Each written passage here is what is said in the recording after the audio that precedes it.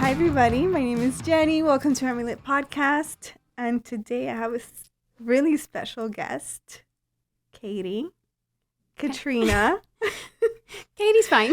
Katie, as all your friends lovingly call you. So thank you for being here. Thank you for having me. Yeah. Do you want to I'm gonna let you introduce yourself because. My gosh. Yeah. Well, I'm Katie, also known as Mom of Two Without a Clue. Mm-hmm. I have a blog and a podcast. I'm a stay-at-home mom and aunt to 4 crazy children. The cutest. 6, 3, 3, and 9 months. Yes. All 4 of them at the same time. Yeah. Yeah. But there's more to you than that. So you were a teacher for a long time. Yeah, for 7 years. Yes. You're an elementary school teacher, an amazing teacher. And you also have a small business. Yeah, I was a teacher. I went straight from college to teaching. Mm-hmm. I eventually ended up teaching your daughter, which love the way that God works and connected us, and now we're friends. Yes. And then once my daughter was born, I stopped teaching, started taking care of all these children, Mm-hmm. and then I started my jewelry business last year during the pandemic. Right. And so now I make custom handmade beaded bracelets, earrings, and whatever may come next. Right. So before we dive into all that, I want to talk to you about your experience as a teacher. When you mentioned that's how we met. Right. And yes, it's true. You were my daughter's first grade teacher, and we immediately clicked. Yeah. Which is not common. Not common for a parent to have this kind of relationship with their kid's teacher. So I'm super happy that we're in each other's lives. Me because too. And I was telling you before we started, I'm nervous because you're like my real friend. You're not a stranger. Just girl talk. So I'm so excited that you're here. Tell me about what that was like, your teaching experience. Well, I moved around a lot. I first started at a daycare, which was very small. Mm-hmm. But I quickly realized that I wanted to work like at an actual school. A daycare, hands off to those teachers. It's a lot of stuff between like the diapers and the cleaning and all the things that I had to do. It was a good jump into the career. From there, I became a substitute teacher until I was able to get into the system. And then I basically taught between kindergarten and second grade, like fluctuated back and forth, with the majority of the time being first graders. I taught in charter school and public school. It was different than what I remember it being as a kid, like going into being the teacher side of it. And like dealing with parents, like you say, having the relationship that you and I have is not normal. Right. And now it's funny because now I'm the parent because my son started school and I start asking questions. I'm like, oh, I put myself in the parent's place because as a teacher, I'd be like, why are you asking me all these questions? Just trust me. I got this. Yeah. And now as the parent, I'm like, okay, but do you got this? Do you? Do you really? So, but I mean, it was great. Now people always ask me, would I go back into the school system once my kids go back to school? And my answer is usually no. No. I think I have jumped that ship. I completely understand. It was very different even in my last year. There's a lot of things that I wanted to do. I proposed to the principal that I worked with at the time if I could have a flexible seating classroom.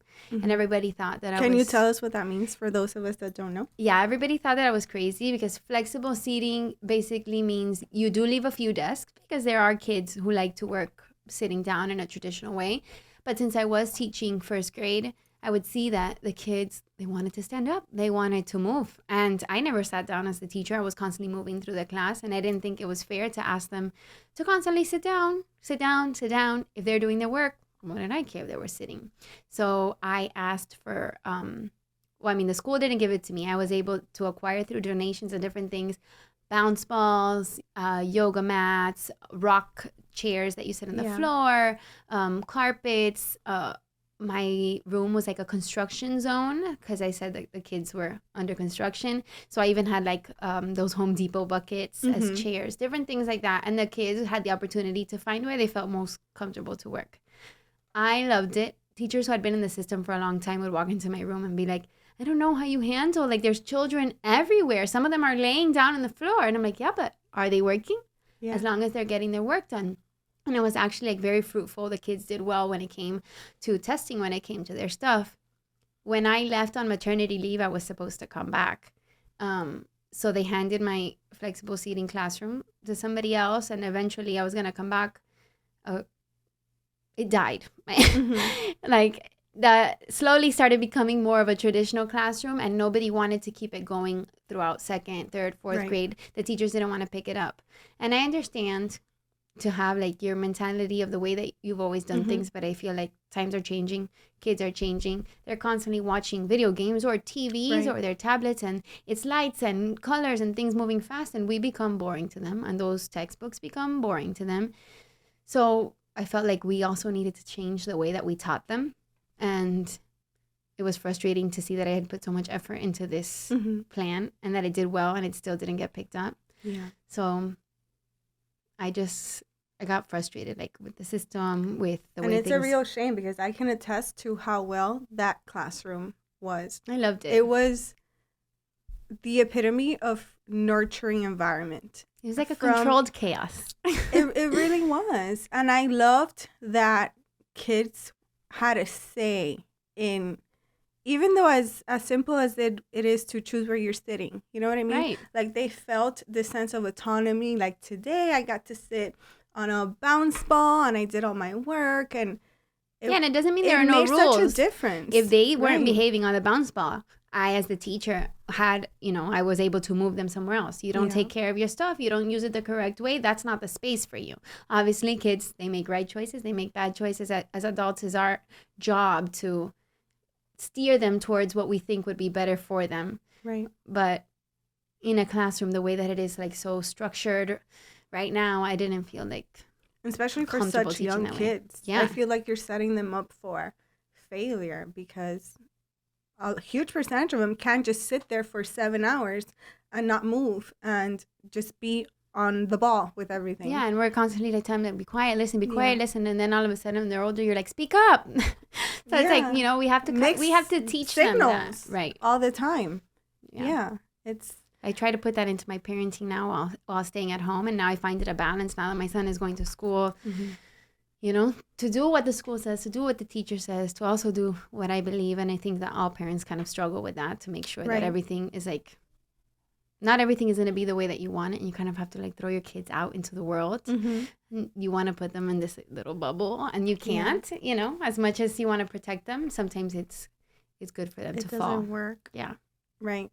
Which is why it's important to have a good communication with your teacher. And it's not going to be like this. Like, you're not going to become friends, but at least to understand that your teacher is going to support you and you have to support them, because I do feel that teachers need a lot of support. Mostly like what's everything that's happening right now. I know I still stay in touch with a lot of my teacher friends, and they're tired, and it's a lot, and there's a lot of expectations from them, higher than what used to be before all of this pandemic and everything started. They're still expected to do everything the same way. And yes, as parents, we want our kids to be, everything has to be perfect in the same way. But the truth is, like, life changes and we have to learn to adapt. And they do need support from the parents. Right. So you touched a little bit on planning to come back to teaching, but then you didn't. Right. How was that transition? How was that journey? Because it was hard to give up my career, basically. That's what I'm saying. It's not just a job that you're like, you know what, I'm just not going to come back. It's a career. And it's, whoever goes into this, and we can't generalize, but usually people that become teachers, it's in their heart. It's not for the fame and money. Yeah. So to walk away from something that you love. I actually have a shirt that says that I became a teacher for the fame and money. I love it. I used to wear it on SAT days. Oh my God, that's perfect. That's perfect. No, it was hard to give up. We made a choice because financially it made sense more for me to stay home and watch my two kids who were under 3 then put them in a daycare. Everyone is not a secret that teachers don't make a lot of money. Right. So I was like, well, I'm not going to keep this little tiny amount of money and have somebody else raise the kids. I might as well just do it by myself, even if it meant cutting down on other things. But the decision to leave, like the day that my leave ran out, my maternity leave, and I had to make the choice because they said, we're not going to extend it. You either come back or you don't. And I had to make the choice of, okay, like it's real. I'm not going to come back. And that's the day that I started my blog, because I was missing like not human, my kids are human, but like adult. I was missing adult interaction, you know? So I thought, how many women are like in this space that I am right now? So that's why I started writing. And I thought, who knows, like maybe one person will read this. Hopefully one day a lot of people will read it. But at the end of the day, it's kind of like a journal for my kids to read once they get older, to see how life was when they were babies and driving me crazy and happy all at the same time. I love it. I love that. Yeah. Yeah, my first blogs were like a letter to my son, and the second one was a letter to my daughter, and that's the way that it started. Yes, and I love those. I cried. I read them back, and then I start crying, and I'm like, oh my God, what's wrong with me? I know. I remember the first time I listened to the first episode, I couldn't breathe. It was the ugly cry, like. Well, the podcast came later. I had always wanted to do a podcast, but you know, we like doubt ourselves, and who cares who's gonna listen? What if I get bad feedback? What if people hate it? What if I mess up? You know, so I did the blog for a while, and then I thought, whatever, I'm gonna do the podcast for me and just to talk. And at the beginning, I would do like this. I'd have guests on just to learn about other people, even if the guests were from my family. Yes. And it was basically, you know, things that other people can relate to.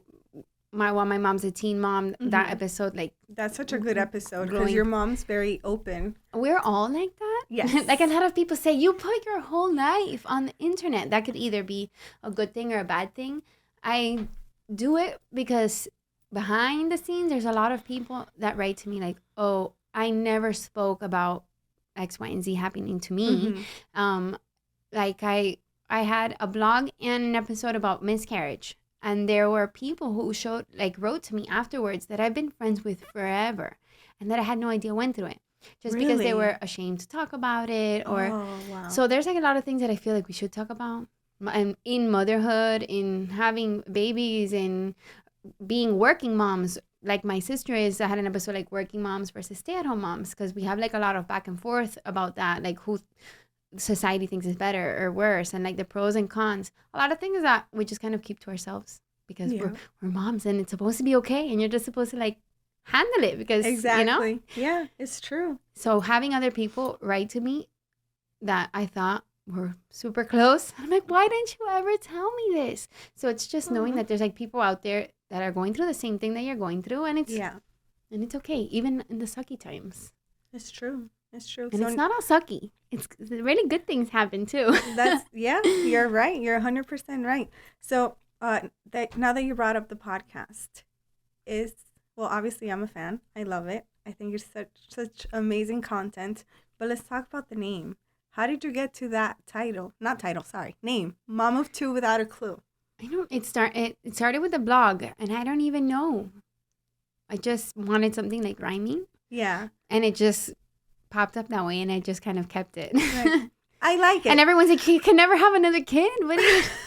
And I said, if I have 3, I'm going to call him Mom of 3. Please help me. I'll just keep moving on. Send help. I love it because it shows your humble nature. You're a very humble person. But I have to be honest, when you first told me, I was like, what? Without a clue? But like, if you're clueless, then what am I? Because I feel like we're all clueless. You know so much. Like, you're like a kid expert. Like, I remember going to you with so many, like, this happened, and they said this, and what do I do? And you always knew what to say. So I'm like, Katie, you have all the clues. Well, I feel like we all have like our strengths and our weaknesses when it comes to like the teacher side. And you are a teacher too. That's like in you also. Yeah, but little kids scare me.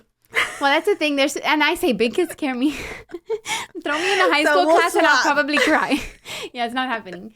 So I just think like everyone has their strengths and their weaknesses. I say that I was born to be, I know that I was born to be a mom. And I think from that came like my teacher side. I love kids. And at the end of a work day being a teacher, sometimes I'd be exhausted. Yeah. But I would be excited to go back the next day. And I would love to do the crazy, messiest project that people would be like, oh my goodness, like, how are you doing this? You know, and I just believe in that kind of stuff. Now there's a lot of things I'm clueless on that, you know, we go to sleep and as moms, and sometimes we just like replay the whole day in our head and we're like, I made a mistake here and I screamed here when I shouldn't have. And, you know, did I say the right thing at the right time? I feel like we're constantly going to question ourselves. I know. I sometimes think about like when my kids grow up, what are they going to say that I messed up on and somehow screwed them over with? It's inevitable. It's going to happen. Oh my God. Like my palms get sweaty just thinking about it. Like, we can look at our lives and say like our parents did the best they could, our grandparents, our families, but there's still always something that's not going to be great, you know? Yeah, it's true. But it probably whatever bad happened in childhood or growing up and molded you to be like the kind of mom that you are today.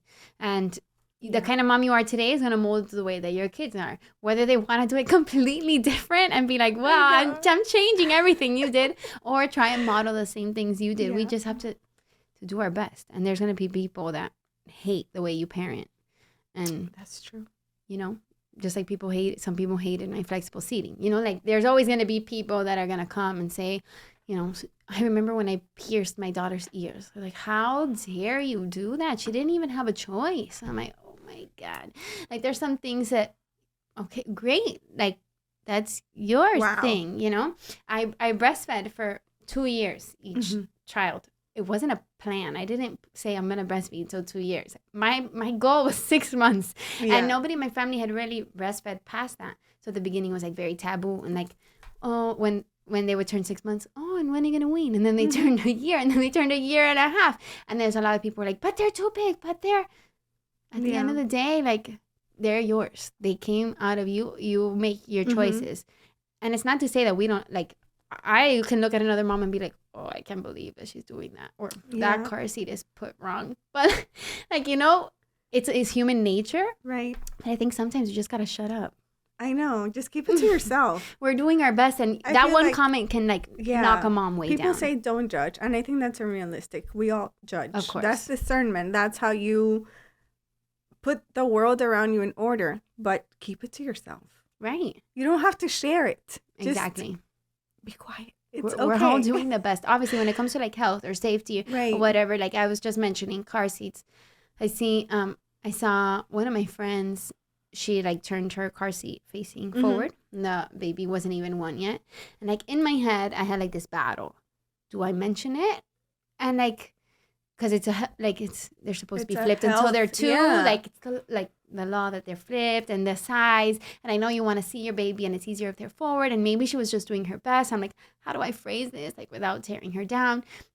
So I mentioned it like, oh, so you know, and I sent her like, you know, like a little thing. And I said, oh, when I first had my baby, somebody told this to me. Right. And I didn't know. Right. So I'm just passing along the information.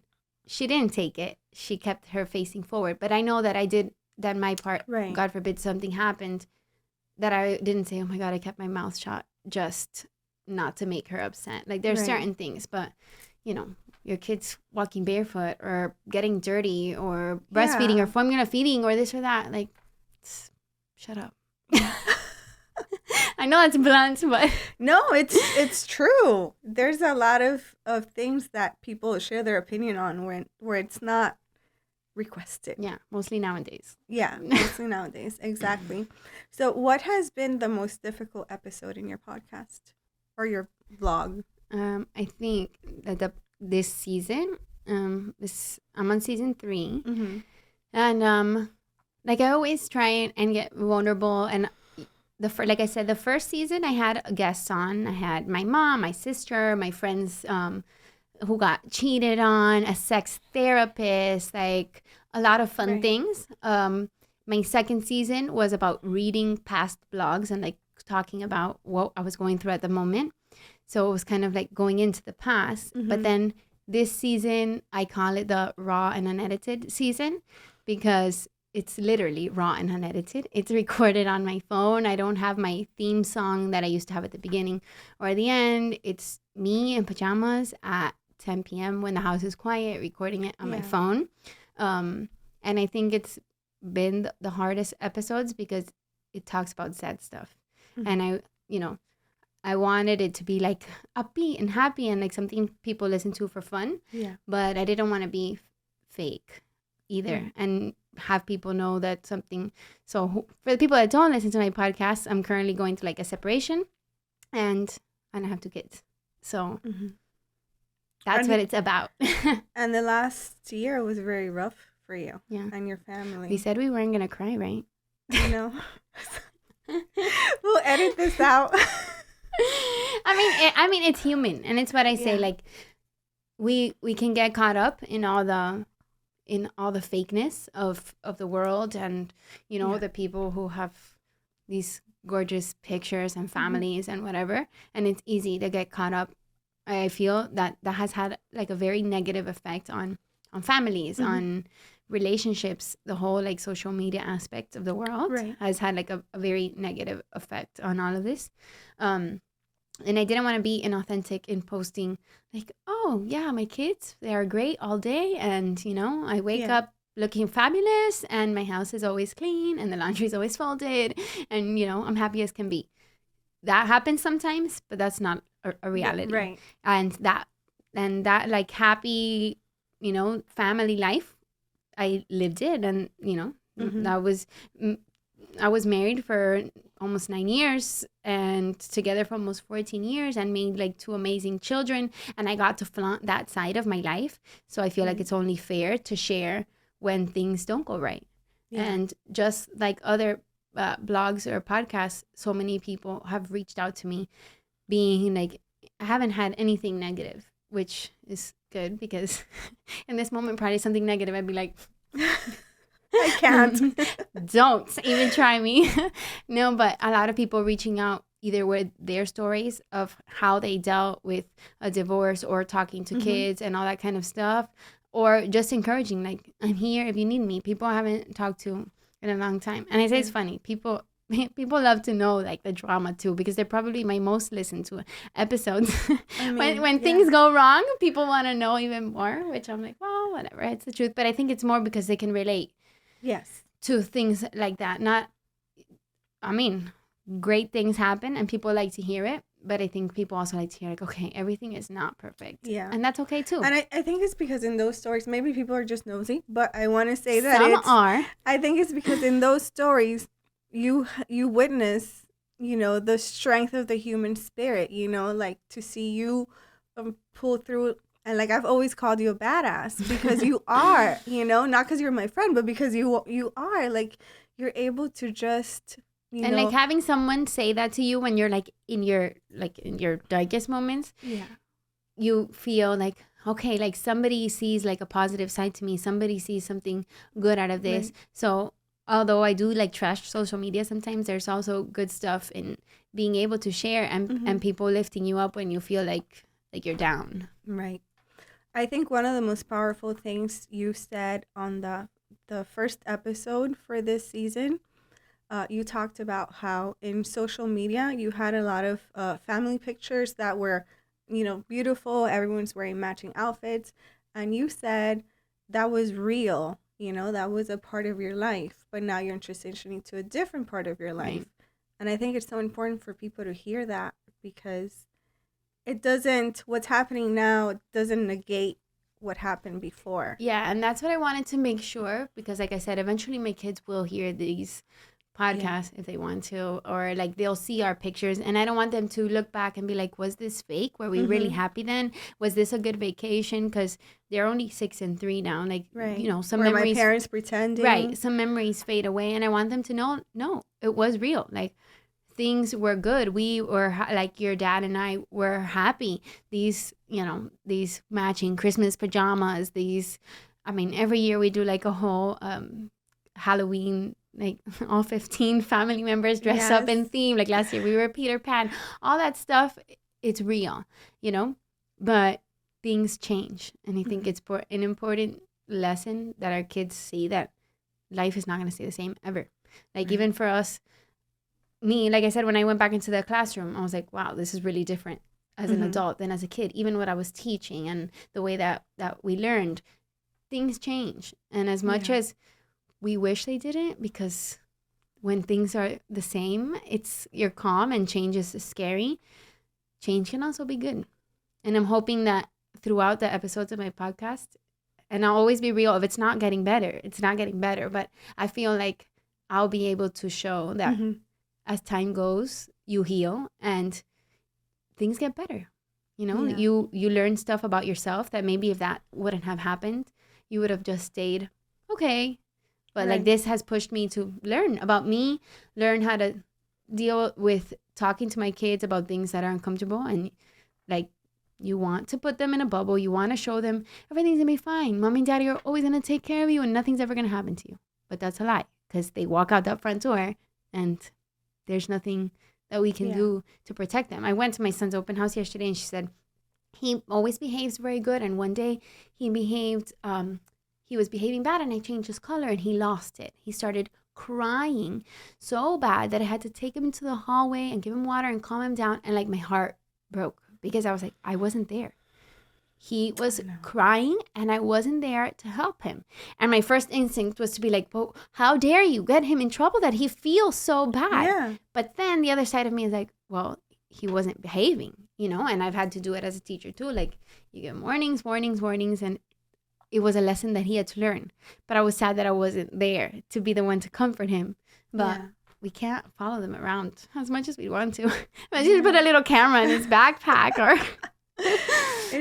It's so difficult. How do you manage to stay level-headed through all this? Because I can't imagine. I'm very lucky to have a lot of support. And I give like a lot of props to women that are single parents and they don't have like a family support. We are a large Cuban family. There's a lot of us, which is good. And it also has its negatives because everybody has their opinions. And sometimes you're just like, let me deal with this on my own. Like, I don't need everyone's opinions. But then there's other points where you're like, help me, give me your opinion. I need help. And because of my family, I have been able to, you know, if I just need to like scream, need a break, I know that I have people there to help me with the kids or with anything that I'm worried about.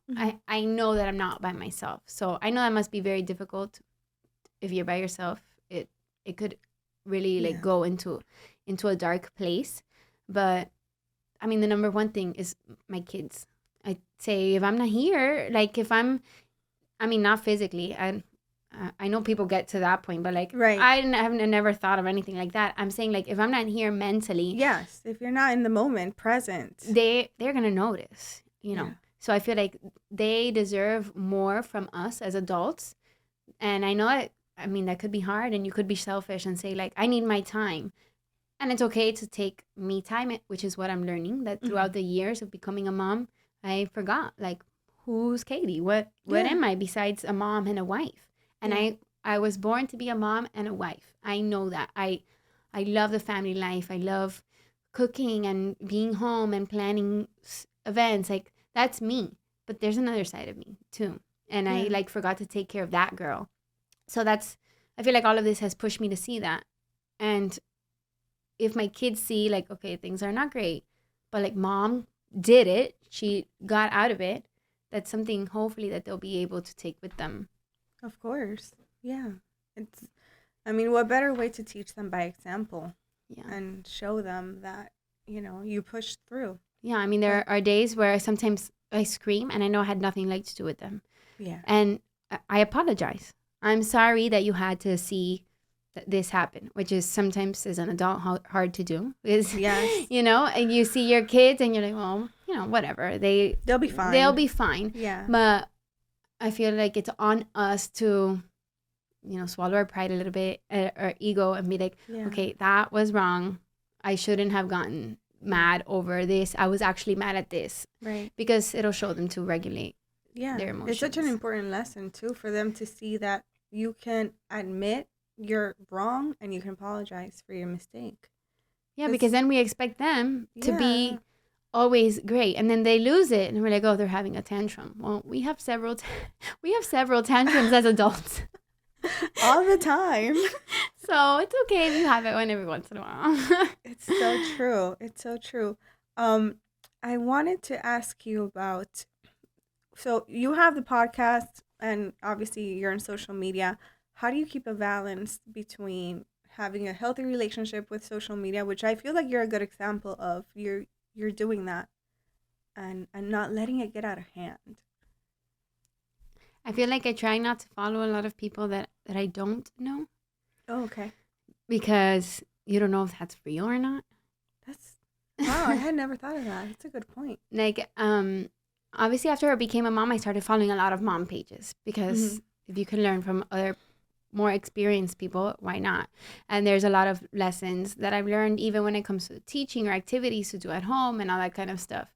But when something looks too perfect, it's probably too perfect to be. Yeah.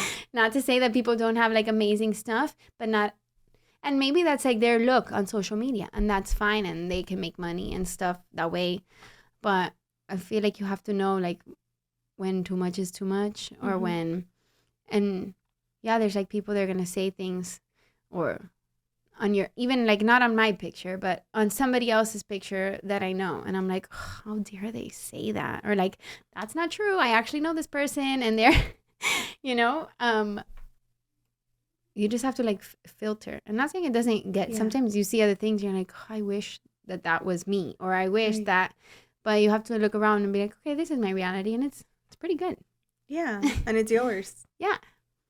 I think you put it perfectly, because I'm sure, especially for like younger people, it must be difficult to kind of gauge. Yeah, I feel like it's hard because they grew up with, surrounded by it. Like, we are the generation that, like, I remember my mom getting her first computer and it being in the house, and we were like a laptop, and we weren't allowed to touch it, and we were like, oh my gosh, it's a laptop. But then the dial up and all that stuff, and I remember opening my first MySpace page and it being like, yeah, it was like a progression. Amazing, like you remember thing. Your life without it. But yeah, getting home to get like your little AIM messages, and then now it's like so at the tip of their fingers. Oh, everything is text. Like, God forbid somebody call you.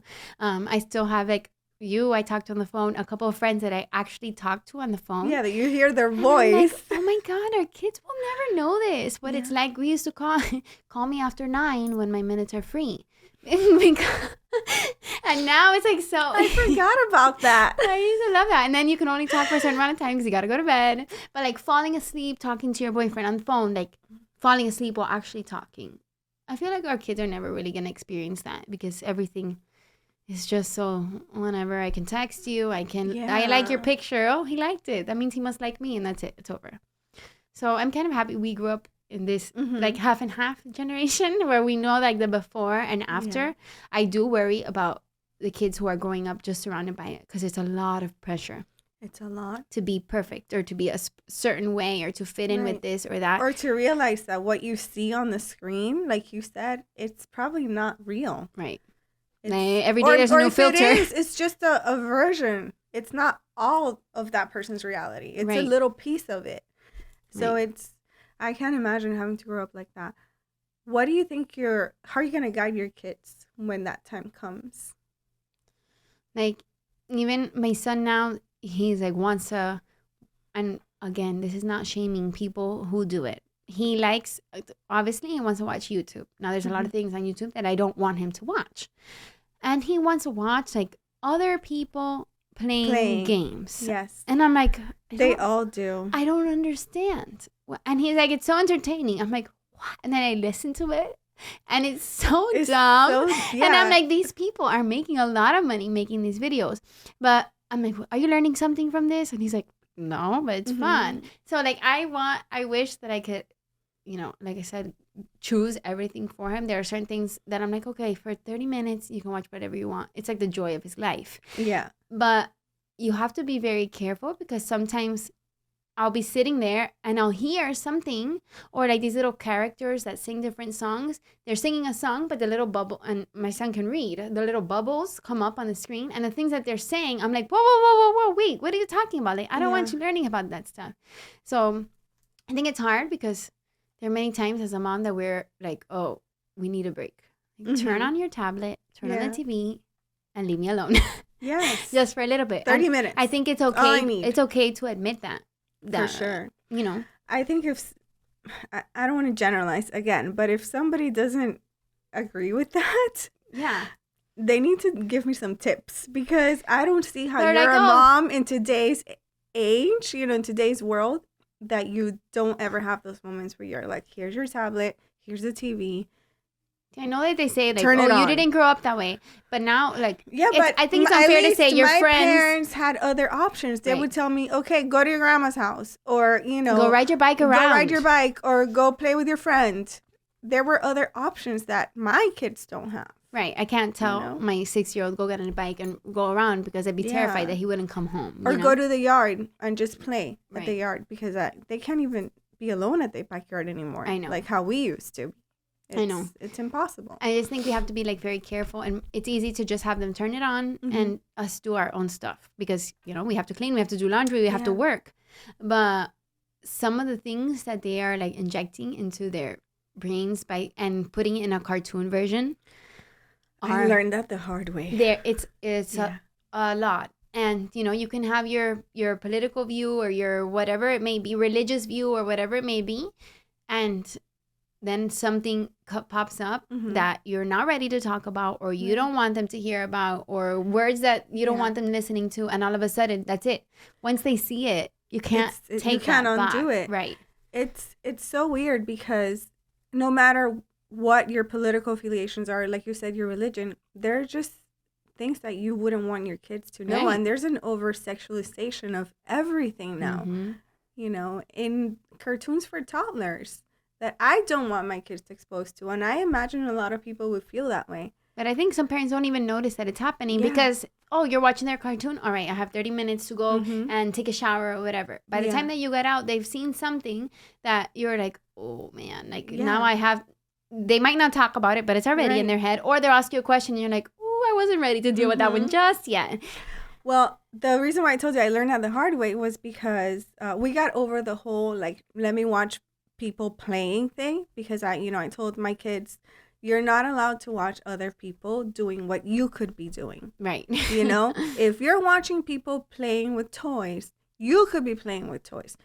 Those are not an option for you. You need to watch something that you yourself can do. So, like, if you have, a show about this guy fishing or whatever, or learning about fish, okay, perfect, because we're not fishing. You can't do that right now. Go ahead. But you're not going to watch, my kids are girls. Playing with the same doll that you have in your playroom. Watch a girl playing with, like you said, a Barbie that we own. Yeah. No, not happening. So we got through that. But then they had a stage where they were obsessed with My Little Pony. Okay, fine. So, they're on watching an episode of My Little Pony on YouTube. And I'm always, and I'm sure you can relate, like, you're doing your thing, but somehow you are listening or queuing for keywords of what could be wrong. And I start picking up on this very sexual conversation the ponies were having. And I go look, and it's like the cartoon, but they had dubbed over it. And they were having this totally adult conversation that I was very uncomfortable with. And I immediately had to, like, okay, that's it. We can't watch My Little Pony on YouTube anymore because it's been compromised. Right. And people, like, I know that, like, older people may say, like, oh, when you grew up, you were fine. We did this and this. And I'm like, it's not the same world. Yeah. We have to adapt our parenting. You guys rode in the back of station wagons, like, without a car seat. We learned. We learned, and then now we have this. I'm sure that when our kids are parents, they're going to look at us and say, I can't believe that you guys did this. Yeah. Because by then, they're going to have found some scientific thing that it was super wrong. You know, and we think that we're right. As time evolves, so do our, like, strategies and stuff. It's hard as adults to say, I did it wrong. You're like, no, I parented you just right. I did the best I could. I know. Yeah. But with the shows and stuff, no, that didn't exist when we were kids. So now hearing some of the things, I'm like, it's a line because there's certain things that, you know, their friends at school are allowed to do. And then we are the bad ones for saying, no, you're not allowed to do that. But, well, so-and-so plays this game. Yeah, but that game is rated for a 13-year-old and you're 6. So you're not allowed to.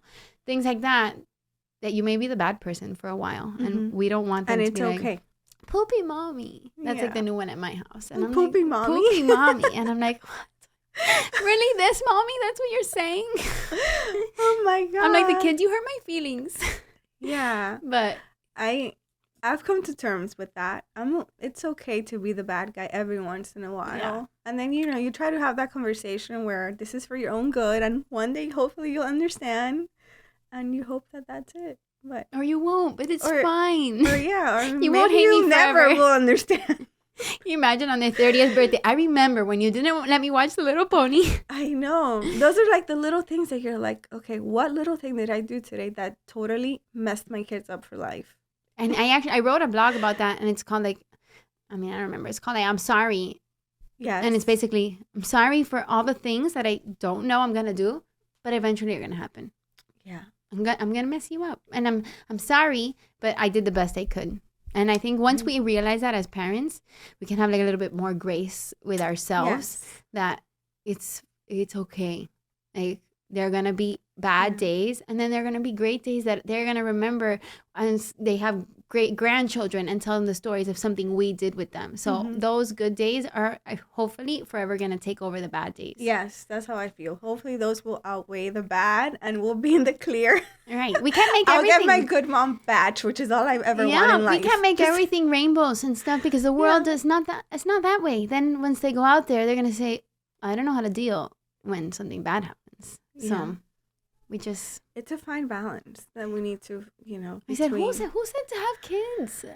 I don't know. It's so hard because I never thought you love them so much that you know that you're going to be like in pain. You know what I mean? You love them so much that it's painful because you know for the rest of your life, just that story of my son crying in the hallway, that hurt me. Knowing the day that they get in a car and drive away, the day they first get their heart broken, like that pain, you're like, God, why do I love you so much that it hurts me too? Like, it's too much love. It doesn't fit. And the guilt.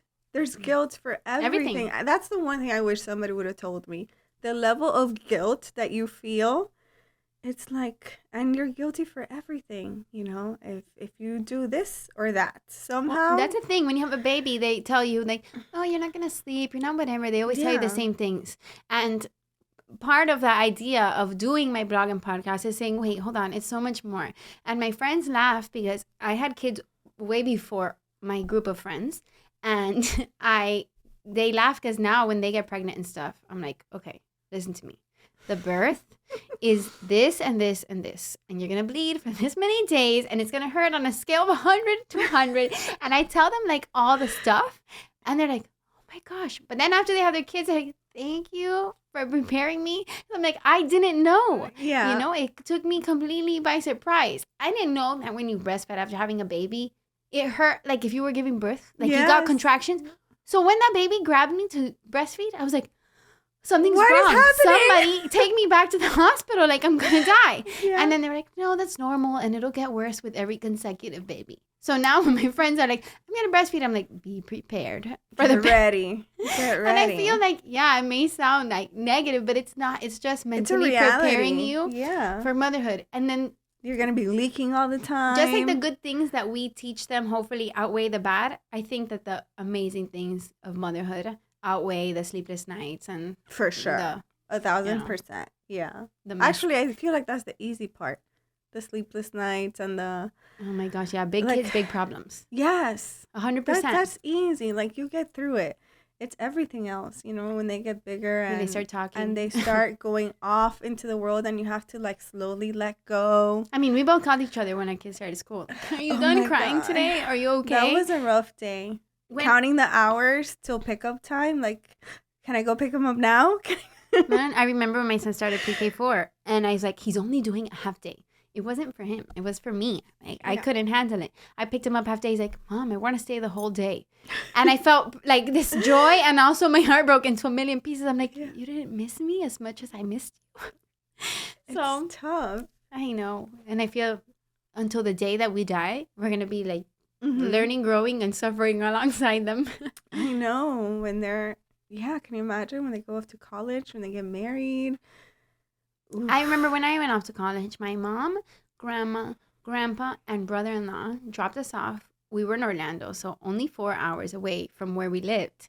And he goes, they were like, we cried the whole way home.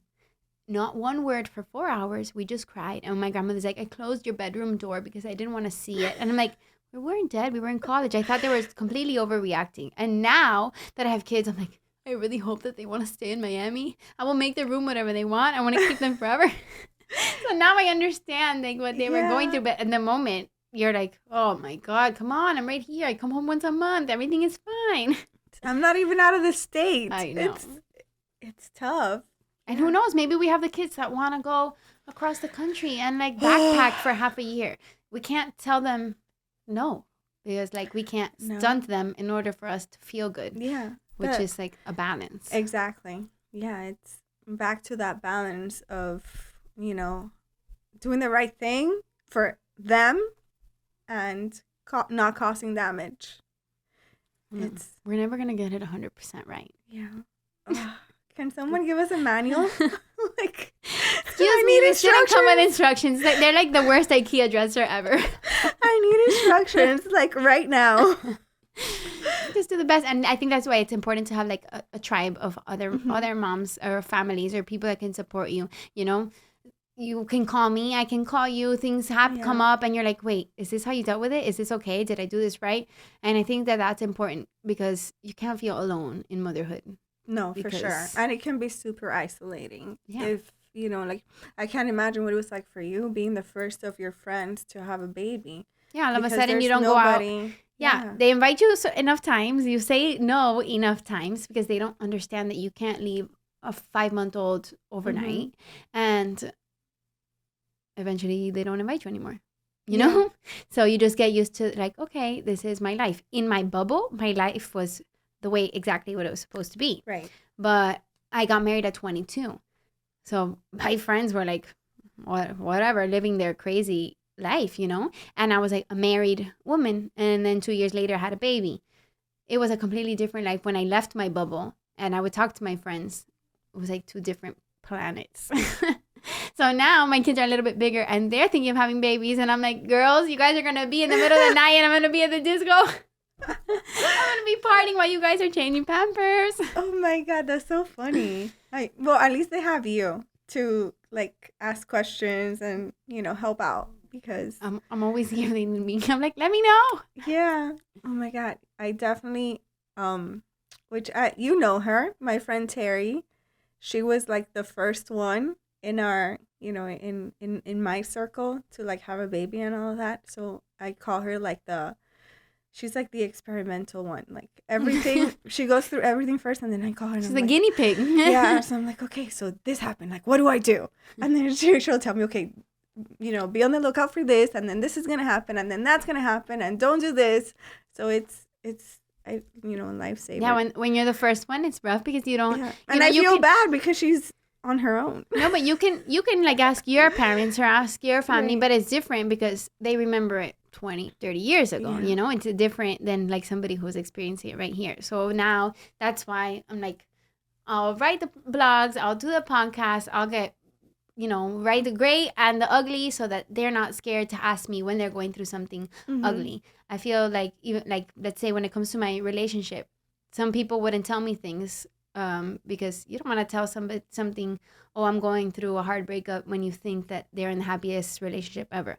Once I opened up that things weren't great, then slowly people started coming to me, my girlfriend and I, blah, blah, blah, blah. And I'm like, you never said this. Well, yeah, but I don't want to be open to you. And then you think that, well, my everything is going great. And like they think you're going to judge them if this is, right. If people think that I'm a perfect mother, they're not going to be like, I don't know how to put my baby to sleep. Right. Guess what? Don't come to me for sleep advice. My kids sleep in my bed. They still wake up a bunch of times. I never mastered getting them to sleep the night. That's not my forte. You want to come to me for other stuff? Like, I want them to know it's okay. Like, there's Yeah. There's bad stuff, and come and tell me. But if you make yourself like an expert on something, people are gonna be like, oh, I'm not gonna ask her because she's gonna judge me for not knowing what to do. And I'm like, girl, I didn't know what to do either. I know. I feel like there's such a stigma in, making mothers look perfect. Yeah. And it's like nobody really, like you said, we have our strengths and our weaknesses.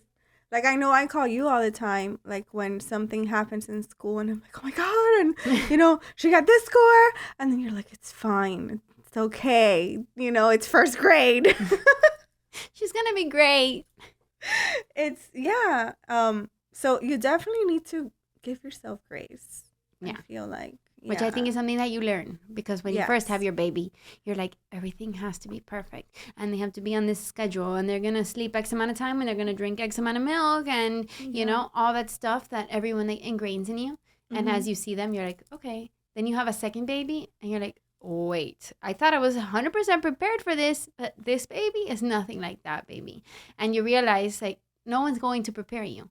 Yeah. Like, your kids are different than my kids. My first kid is different than my second kid. Like, no one prepared me. And oh my God, one's a boy, one's a girl. Now what? Like, everything just gets thrown at you, and you figure it out. Yeah, it's true. I can't disagree with that.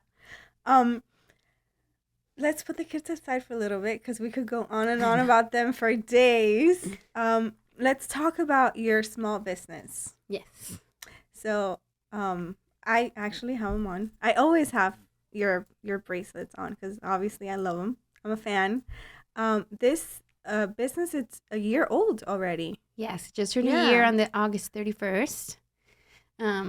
So I've always liked to do stuff hands-on, be creative, but I never thought about making jewelry. During the pandemic, we were struggling financially, and still I didn't think of making jewelry because I had never done it before. And my uncle had a jewelry business a long time ago, and he would make bracelets and sell them, but very high end. Mm-hmm. So like $60, $70 per bracelet. And I'm like, you're crazy. Like, my audience wouldn't go to that. Like, at least I wouldn't pay that amount of money for a bracelet. Right. So he had already closed down that business, and he had a bunch of extra inventory. And he's like, here, do whatever you want with these beads. And I'm like, do whatever I want. He showed me very, like, his way of, like, knotting it and how to put it together and how to hide the knot and all that kind of stuff. And he's like, make yourself some bracelets, make some for the kids. And I started making them and posting them, and people started buying them. And I'm like, wait. So I used all his inventory up, and I sold it. And I would go to him. I'd call him my quality control person. I'm like, check them. Are they tight enough? Are they good enough? Can you see the knot? And then once I sold them all, I was like, okay, I'm going to do this. And like, I opened like an actual company, which was scary to like do it, like legitimate company. It's real. Like fill out my papers, file taxes, all that kind of stuff. And so I like, send me your vendor. I'm going to do this myself. And I changed the style of what he used to do, and tried to do more like towards a younger crowd. I like colorful, fun, and it's kind of like my own little thing, like that I do at night by myself, and like where I can just do my own thing. That doesn't have to do with kids or anything. Yeah, because for anybody that doesn't know you, you're a very creative person. I try. You are. Like, I always tell you, like, is there anything you can't do? Woman, come on. I'm not creative as an Which artist. Which I love. Way. I'm not saying that I don't want, like, I'm going to put you down type of way. It's just in awe. Like, you are super creative. I mean, I can't, like, draw. I'm not, like, an artist person. Like, tell me to draw a person, I'll draw you a stick figure. I just like to, like. By the way, this has nothing to do with jewels, but you also write. Yeah, children's books, which I don't know if you want me to let the cat out of the bag, but you've written, and one you wrote for my daughter. Yeah, I've written 5 so far. I haven't published any of them, which is like another goal of mine. Yeah.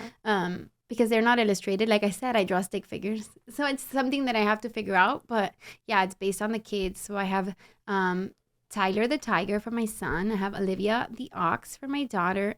Emma the elephant for your daughter. I have Ryan the rabbit for my nephew, and Jake the jitterbug for my other nephew. Yes. And they're all like based on animals, but like their strengths and weaknesses, and their rhyming books. Yes, and they're extremely beautiful. Like the content. We haven't seen the illustrations yet. But if you're an illustrator, let me know. No, I'm just kidding. No, actually, yes. Let us know. If you know how to publish a book, if you're an illustrator. We're working on it. So that's what I mean when I call you super creative, because you have all the, these talents that are in there. Sometimes it's hard for me to like focus. I'm like, oh wait, I need to record the podcast, but I haven't written a blog in a long time. Have you talked to any publishers yet? My mom's like, can you please just stop? But I feel like that's the way like my brain is wired. I feel like if I just like sit and do nothing, which is a bad thing. I feel like that's a bad habit that I need to work on. Like it's okay to not do anything, I was just talking to my mom. I'm like, I woke up at 3 a.m. last night and I couldn't go back to sleep. I'm sure it has to do with anxiety of things that are going on in my life. But I'm like, I really debated getting up and cleaning the floors. Oh, and it's an actual thought. It's an actual thought that went through my head. I'm like, well, will I wake the kids if I do it? But that's something that I'm working on and trying to like focus on one. Yes, please don't clean the floor at 3 a.m. Please don't. The floor can wait. One thing at a time. The books have been there. They're kind of like on the back shelf, right? When the moment arises, or God places the right people in my place to make that a reality. But I would love to eventually have like a name for every letter in the alphabet. Mm-hmm. So it'll be like an ongoing series. Do you hear me, Scholastic? No. Yes, please give us a call. Anybody out there? So back to Tai Lu, which is obviously for your babies. It was named after your babies. Yes. Which it's genius, and I love it. You explained how it started, but how did it feel? Going from being a teacher to just focusing on the kids to all of a sudden now having a small business. I mean, it's crazy the way that it grew.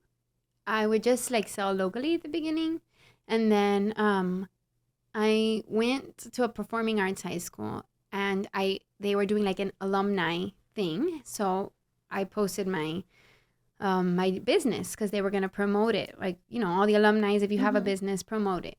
And then this, I guess I could say his name, right? Doesn't matter.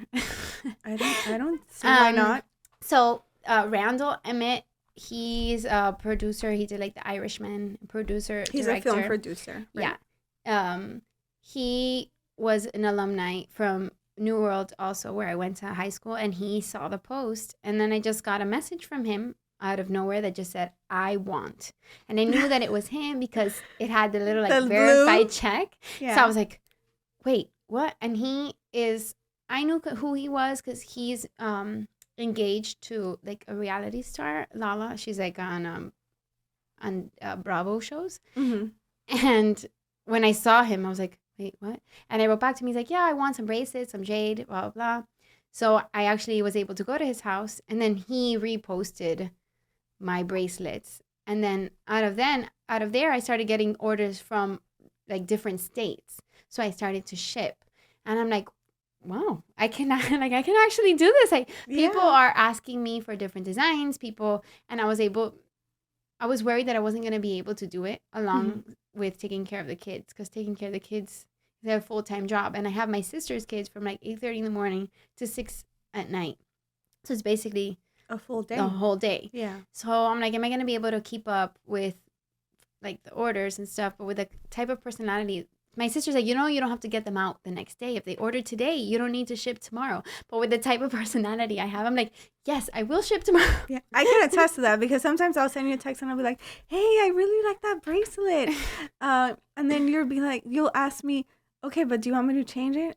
And then I'll tell you, okay, yeah, sure. Put this and put that. And then like an hour later, you'll have a picture. And I'm like, wait, what? How did you do that? There's a switch in my head that's like pending. When there's things pending, I can't chill. So it's like pending. So I have to finish whatever. But so it took off a little bit, which is when I decided, I was like, okay, I'm going to open my business. I'm going to be a business owner. I'm going to do this. So Yeah, it's not, I can't at the moment survive off of Thai Lu, but it's kind of like my little baby that I started by myself. And it's growing little by little. Yeah, little by little. Yeah, it's growing. And obviously, well, I was gonna say an unbiased opinion. I'm a little biased, but no, I take that back. About this, no, because if you don't have anything nice to say, you don't say anything at all. Well, you didn't have to buy them if you didn't like them. Exactly. I could have just been like, oh, that's great. Yeah. But these bracelets are my favorite. Well, I never take them off. I wear them every single day. And I have like a couple that I rotate. And you'd think like, well, beaded bracelets, so you can get them at the dollar store. But these are... I try to make sure that the beads that I get are so quality. Nice. And they are all one of a kind. So since I make them myself, if obviously, like one time I had a bride and she ordered for her bridesmaid, so I made like 6 of the same one.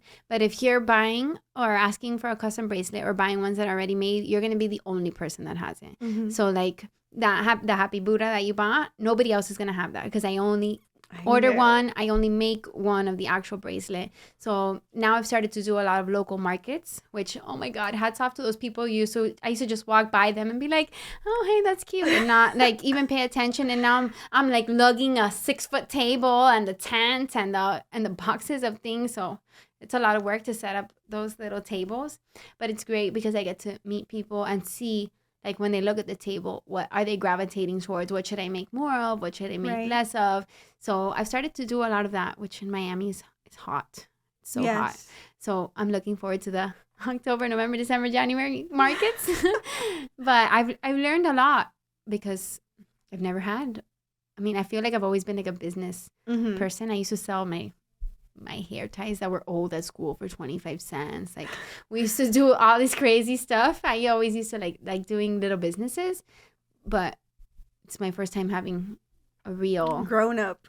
Yeah. And I'm like, well, if it was scary to like, open it up and know that you have to do everything like legitimate. Mm-hmm. But I'm like, well, if I don't take the step, then I'm not going to have any push to like want to do better. Maybe first year I claim nothing, but then what if the next year just gets better and better? So I think it's gonna keep growing and it's gonna be amazing because they're all beautiful. Thanks. And it's not just a bracelet, like it's the quality. It's super, super cool, and I'm super excited for you. Hopefully there's like something for everyone. And I always tell people, like, just let me know what you want, because I love to make it, like, make other people's ideas come to life. I love to do it. Or even just something simple, like you gave me bracelets that were already like stretched out or old, and just turn it into something brand new just by adding like 1 or 2 little things, something that you could enjoy. Or one of my favorite things that I did, my grandpa passed this year, and he was always into watches. So my grandmother like let us each pick a watch, and I kept one of his black watches, and I made like a bracelet because obviously it's a man's watch. Yeah. So I made like a matching bracelet to go along with it. And I thought like, well, what a beautiful thing for like other people to be able to do if you have like a family heirloom or like a bracelet that was passed on but maybe is now looks older or is already stretched out, that I can hopefully turn it into something that can keep going for generations to come. Exactly. Yeah, because these are the kind of bracelets you pass on. You don't just chuck them. You keep passing them. Who knows? Maybe your kids will be like, Mom, I'm not going to wear that. Yeah. Those colors aren't in anymore. You never know. Can you imagine? Oh, my God, no. You will like my stuff that I'm going to give to you. I know. But yeah, you did that with a bracelet of mine that's, I want to say it's like almost 20 years old. It was, like you said, super stretched out, but it has meaning for me because my husband had made me that bracelet when we were dating. So it's, I forgot what the stone is called. I think it's amber, something like that. The yellow one. Yeah. The yellow one, yeah. So you took it and you revamped it, and it's now all fresh and beautiful. Yeah. And now I get to enjoy it again, and it has new life. So when it comes to things like that, I love to meet people, talk to people, learn about like that. Like you telling me about that bracelet and knowing that now you can wear it without being like, oh, it's in your drawer for the next 10 years because it's too stressed out. Exactly. It says stretched out. I'm stressed out. It's stretched out. It's a little bit of both. It's stressed and stretched. Your customer service is amazing. I know this bracelet, I was a bit of a savage and I pulled on it extremely hard and I popped it, and it was an episode because then my dog ate one of the beads. And she's like, is he going to be okay? I'm like, listen, it's an 8mm bead. He's going to be fine. It should go right through the intestines. Yeah. I gave her the size of the bead and all just in case. So you took Charlie. It back and you fixed it and you made it like all beautiful again. And, I don't see a lot of people doing that.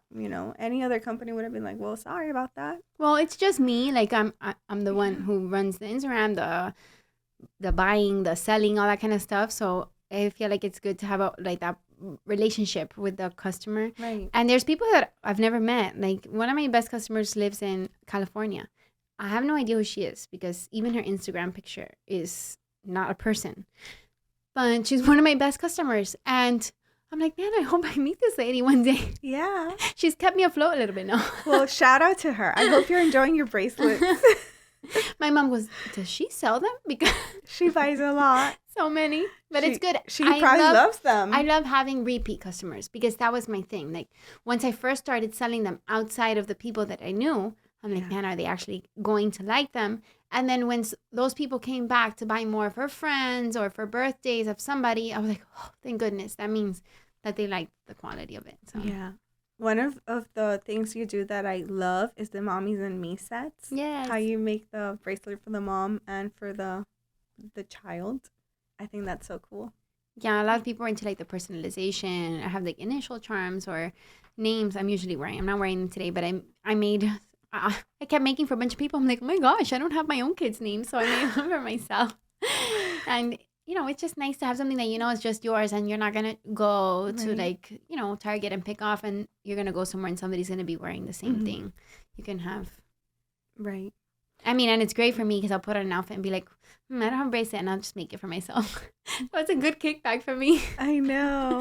Oh my God. That's so cool. I would have like a million of them. And then I wouldn't sell them because I would be like, this is too pretty. I want to keep it. Sometimes I make them and I'm like, oh, I made this to sell. My sister's like, oh, I'll be very sad if you sell that one. So I'll buy it. And so she's one of my best customers too, because before it hits the Instagram, she's like, no, that one's mine. I know. She has one of the Happy Buddha ones and she was like, yeah, I didn't let this one go on Instagram. I was like, oh my God, I can see why. It's gorgeous. Yeah, no, everybody in the family likes it because we have events or something and they're like, hey, I'm wearing an orange dress. Do you have one I can wear? Oh my God, it's so funny. I love it. I know sometimes when you post, I'm like, do I want to look? Because I know I'm going to be in trouble. It's fun. Yes. And yeah, it's fun. And my wallet also. No, but honestly, so you these are so well priced. You got one for your birthday. So anybody who loves Jenny and Christmas is coming around, you can. Now you guys know she loves blues and greens. Just contact Katie. She'll tell you what I like, and I'll be very happy and very grateful. I try and price. They're all basically from the lower end, $10 to the higher end, $30. So I try not to pass that mark because I think about myself and like I wouldn't want to.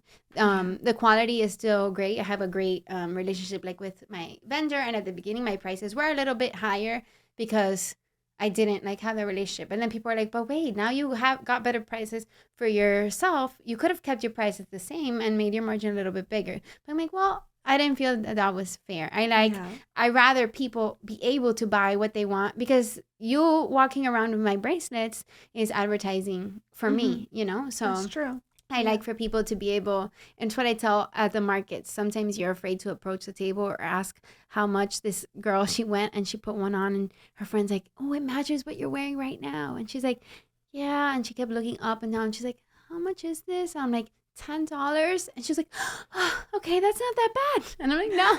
But sometimes you're afraid because they do look you know, they look nice. Yeah, I remember telling you at the beginning, like, Kitty, these look expensive. Are you sure that's what you're going to charge? And you were like, no, yeah, it's fine. It's fine. See, because I love to see, like, you're wearing 3 of them at the same time. If I would be selling them the way that my uncle's company originally was, you probably would have one on because, you know, the price of those 3 would cover the one. And it will be beautiful and everything, but it's nice to be able to switch out with your outfits, to plan what you like, or to be able to say, like, oh, this Christmas, I'm going to support a small business, which please, like, whether it be mine or any other one, there's so many small businesses that struggle throughout all of this, or people who open small businesses in order to work through the whole pandemic and everything. When you do your Christmas shopping, when you think about birthdays, think about doing something like that, something personalized, because, you know, when you order off Amazon, which I do all the time, very guilty. We all do, I feel like. But nobody really cares. But when I get an order and, you know, when you DM me on Instagram and you say, I like this one, do you still have it? I'm like, oh, yeah, somebody ordered. And, you know, I print the shipping label myself. I put it, like, with a lot of love. So, like I said, whether it be me or any of the millions of small businesses that exist, I think is very important too. For sure. When it comes to gift make giving. The perfect present, like whether it's for your kid's teacher, for Christmas, for coworker, you can't go wrong. Yeah, the teacher, Tyler's, my son's teacher has bracelets now. They're like, oh, you must have Tyler in your class because whatever teacher he has, I'm like, well, you know what you're getting. Sign. Here's a bracelet. Oh my God, that's awesome. I love it. What advice would you have for, I was going to say women, but for anybody, women and men that feel like they're stuck in a career that they no longer enjoy? You know, how do you? It's funny because I've had teachers, once I stopped teaching, teachers came to me like, oh my gosh, like, how does it feel? What do you, and I tell them, you just have to take the leap. There's no one's going to tell you it's going to be okay. When it was terrifying to say, to sign that paper and say that I was done. Like, if I wanted to go back into the classroom, I had to start back from the beginning. It's terrifying. And nobody said, this business is going to go right or you're going to be happy. You know, who said that maybe a year into taking care of the kids, I was going to say, no, I don't want to do this anymore. I'm overwhelmed. No one's going to say that. If you have a dream, go for it. Because you might be like an example to somebody else. Like, this person did it and they're okay. That doesn't mean you're not going to struggle. Like, I've struggled plenty of times throughout the transition of getting a stable paycheck, whether even if it was a teacher paycheck. Yeah, but it's still a you know paycheck. that it's coming. But your happiness, like your joy, your peace of mind, that you can't put a price on that. And to be able to say, like, I did it myself, whether, like, you know, if my podcast blows up or my bracelets blow up or they never do, I can say, well, I did that at some point in my life and it brought me happiness in that moment. And maybe a year from now, I'm like, oh, if I have to string one more bead, I'm going to kill myself. And I just leave it. And who knows, maybe my just like my uncle passed on the beads to me, I'll be able to do that to my daughter or cousin or whoever. And they can, you know, use your example to do something with it. You never know. Right. But if you don't take the leap, you know, God, you can walk out of here and get hit by a bus and say, oh my God, I never did it. And that's what I'm learning. I've kind of like lived a quote unquote like safe life. I did everything in order as planned. I graduated exactly at 22 and got married a couple months after I graduated. 2 years after that, had a baby, bought a house, had another baby, like everything the way that you are supposed to do it. Right. And then here I am 14 years later with my life not as planned. And I'm here.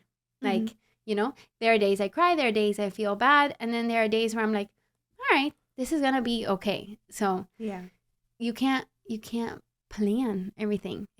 And I'm a planner.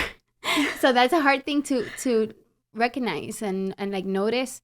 But if you have something in your mind that you really want to do, you're only going to regret not doing it. I don't think you'll ever regret doing it.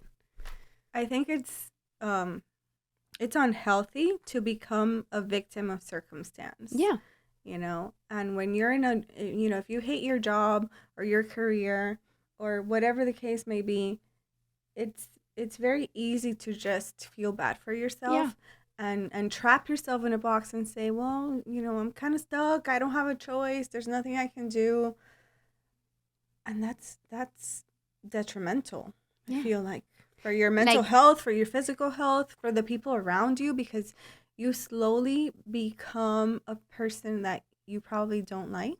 Yeah, it's okay to feel what you feel. Like, feel that sadness, feel that frustration, but then you got to let it go. Like, you can't sit there for too long or that's going to become you. And that's what I refuse to do. I'm not going to, like, become the whatever anybody can call me. I was about to say like a few words, but no. You can. You can.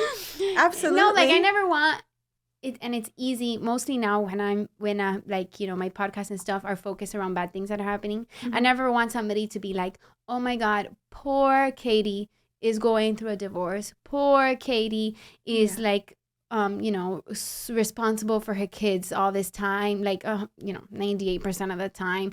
Poor Katie is struggling financially. No, not poor Katie. And it's fine because for, like, you know, I can feel poor Katie for a minute and I can cry and let it out. And then, okay, bye, poor Katie.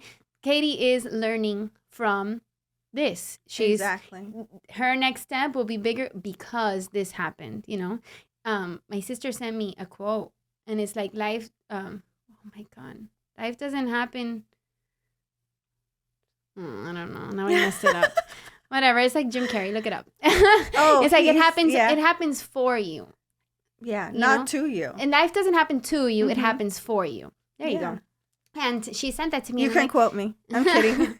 And it's true. It's like, but it depends on what way you take it. And you can choose to say, I hate my career. I'm like so miserable. I hate the life that I'm living. Or I worked so hard for this. You know, I put so many years in. Exactly. I'm just not going to, you know, walk away. And sometimes it's okay. You and being comfortable is like the amount of years.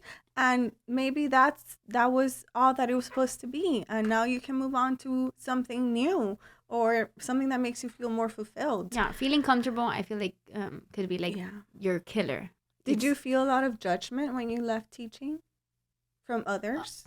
Oh yeah, and there are many people. And I feel like even I felt more judgment like from myself. I would feel like, oh my God, people are going to be like, oh, she's like a kept woman now. Like she gets to stay home and somebody else, like her husband is paying her bills and she's like gets to and it wasn't the truth. Right. I always tutored or tried to do different stuff because I like to have my own stuff. But I was worried about what the outside world was going to think about me.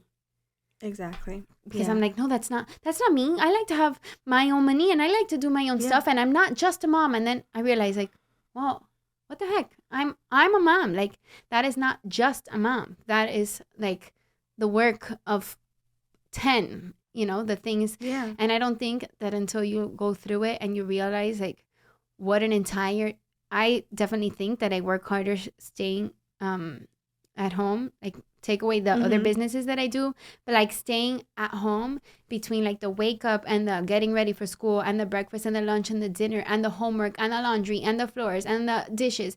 It's like what they call like the mom's mental load is a lot, but you can't say like, oh my God, I'm so overwhelmed. Like one day at a time. And guess what? If the laundry, like on the way over here, I was talking on the phone and I'm like, oh my God, my laundry's in the dryer. But guess what? Today's not the day for that. Today's the day that I was going to come and do this. Yeah. And I can't have in my head, like, I didn't do the laundry. It's going to get done. No one's going to die because the pants are in the dryer, you know? Like, if you need the socks, pull them out of the dryer. It's going to be fine. Like, there are certain things we can't drown over.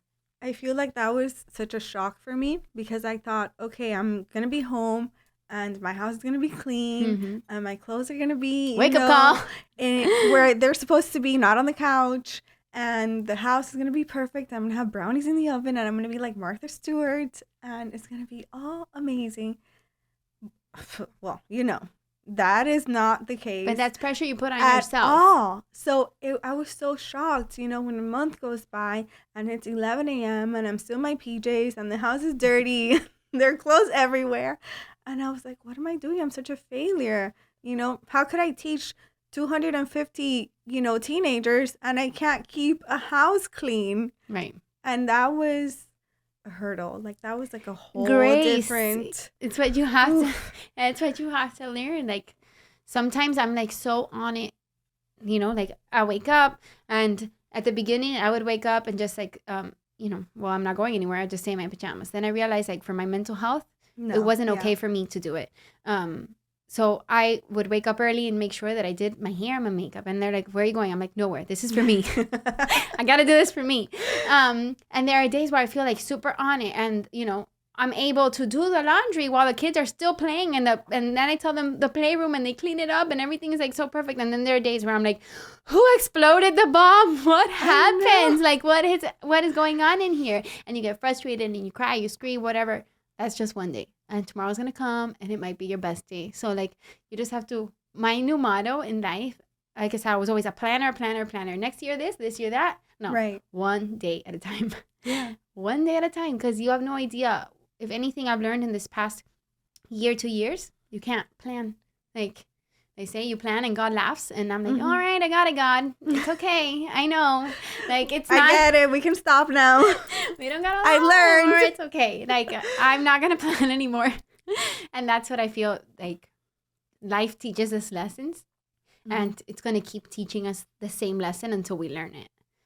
And dang, that's deep. I never thought of that.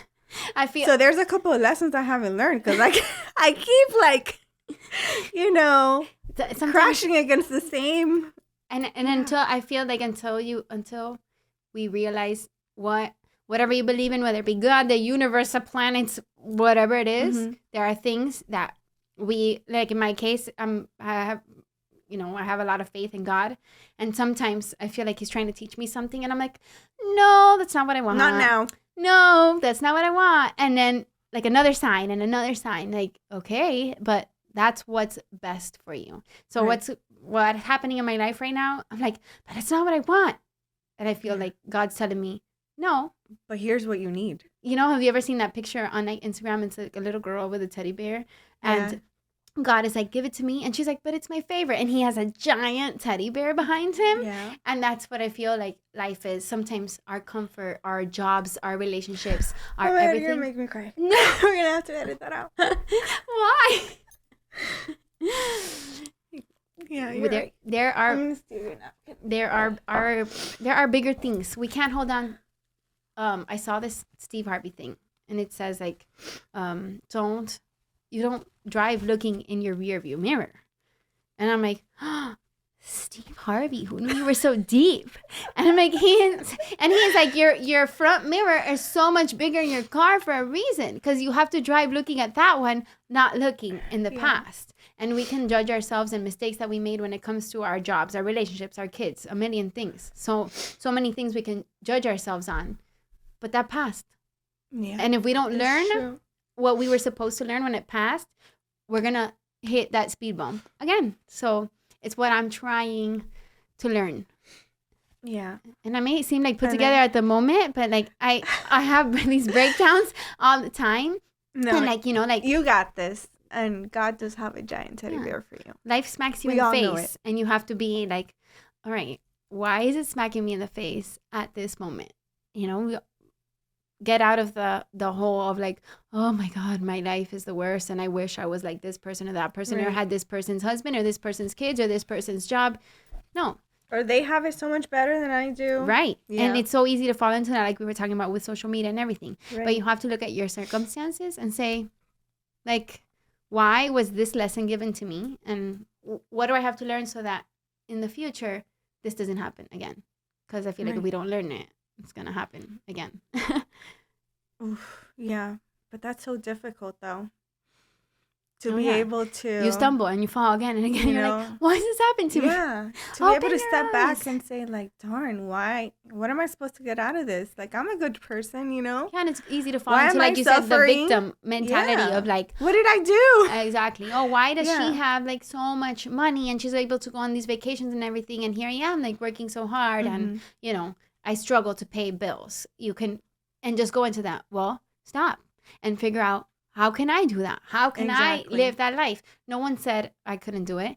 You just have to figure out like your path and want to do it. And that's challenging. And that's like, you might open up a business and it crash and burn. But that doesn't mean that, I'm back to square one. No, You opened up the business. You learned. Right. It didn't go well because of this. Then next now time you know I what won't to do this. Exactly. But yeah. sometimes, just like our kids don't want to hear us when we're talking, sometimes we, as adults, don't want to learn the lessons because we're not in the right like headspace to do it. Yes. So you have to be super honest with yourself to be able to learn those lessons, I feel like. And sometimes you can't, you know? Yeah, because it's like hard pill to swallow. Yeah. Because it takes a lot of, you know, owning your mistakes, understanding certain things, and it's difficult. It's difficult. Yeah. And especially, if, like you said before, if you don't have a support system. So maybe like if you don't have one, find one. Yeah, I'm sure. Yeah. And mostly now, like we said, social media has a lot of positives. Look for groups.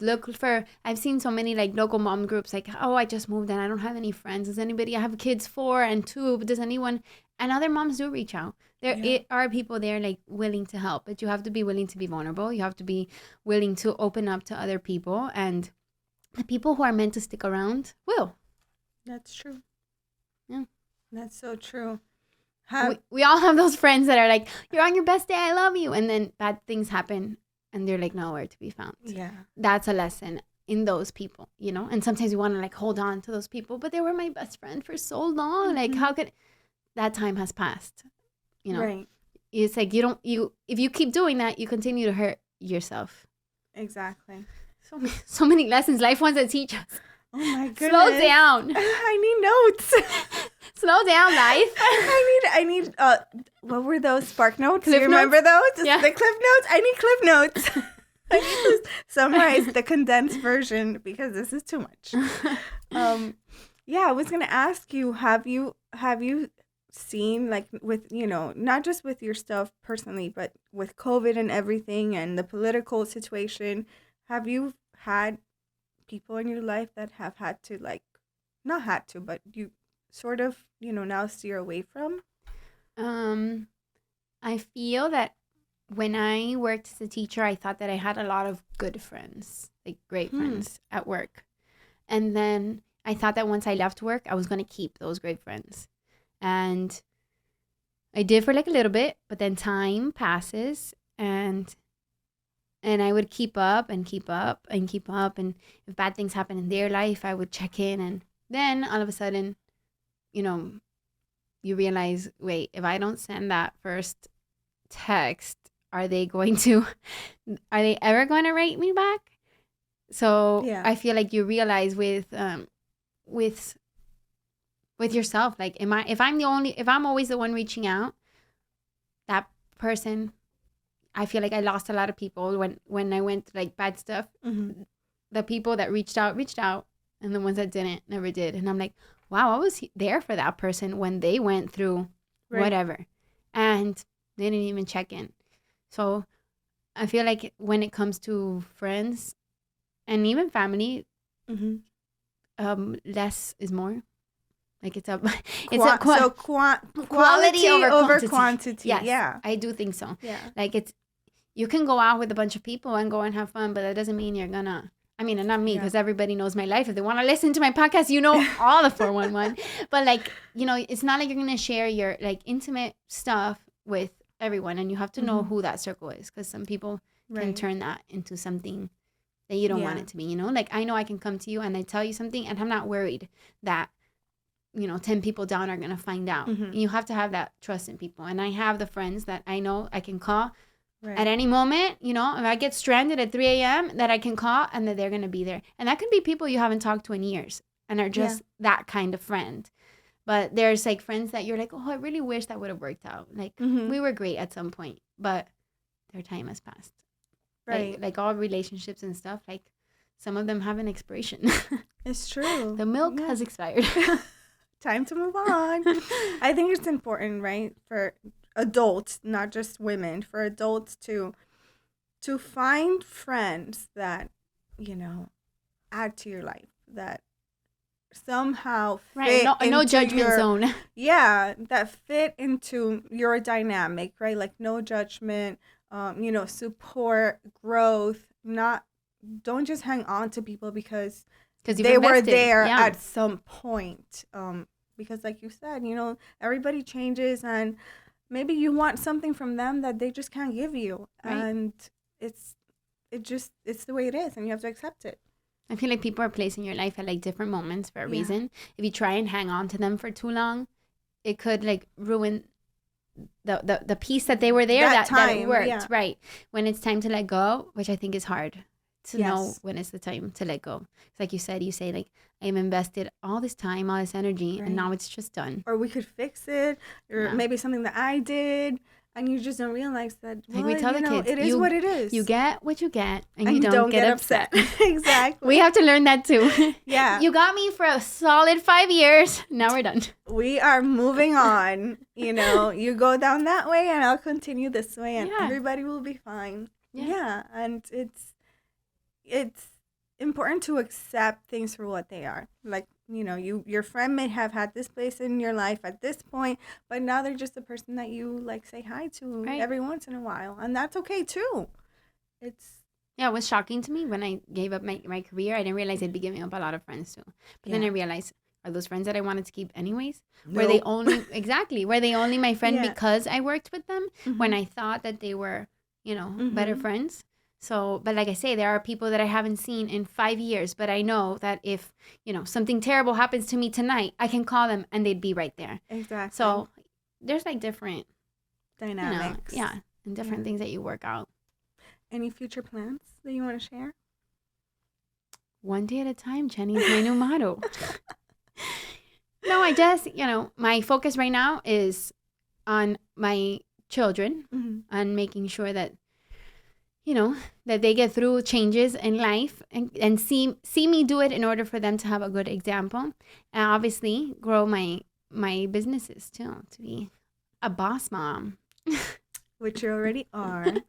So thank you so much for being here. Thank you for having me. I feel like we could just talk and talk and talk. I know. We could go on forever. I feel like there's so much I could talk to you about. Like, we could have a whole episode on relationships alone.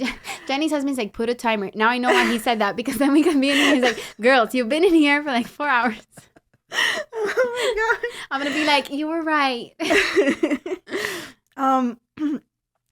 Obviously, for anybody listening, we'll have linked down below, or watching, I should have said, sorry. For anybody watching, your Tyloo Instagram page, which is the easiest way to get in contact with you. Yeah, don't use my website. Just DM me. Exactly. Hit me in my DM. No. And the link to your podcast, which it's such great content. I can't say enough. It's not just like, oh, here, listen about my life. Like, you talk about it's not fancy like this one. You go deep. There's so many lessons that you share that are so valuable. It's amazing. So if you, I highly recommend it. Let everybody check it out. And we'll leave all your info down below so they can get in touch with you. And we should do this again. Anytime. Anytime. Let's do it again. Next time we can include some wine or something. I didn't think of that. No, but this water's good though. Yeah, this is Shine Water, not sponsored, but it is hint, very hint. good. For this is like the 4th hint. Come on, guys. Get the hint. Please. I'll send you a free bracelet if you sponsor Jenny. Oh my God. Okay, there we go. We'll do a trade. A custom Shine bracelet. I like that. Women supporting women. Exactly. So thank you for being here. To anybody listening, thank you for spending your time with us. Leave us a comment and let us know anything else you want Katie to get into, because she'll be more, I'm going to speak for you. You'll be more than happy to do so. She's like, if any question off topic or you don't want to answer, and I'm like, girl, just ask me whatever you want. Yeah, I said, is there anything off limits? You said, nope. No, whatever. We can get into it all. Thank you. I love you so much. Thank you. I love you too.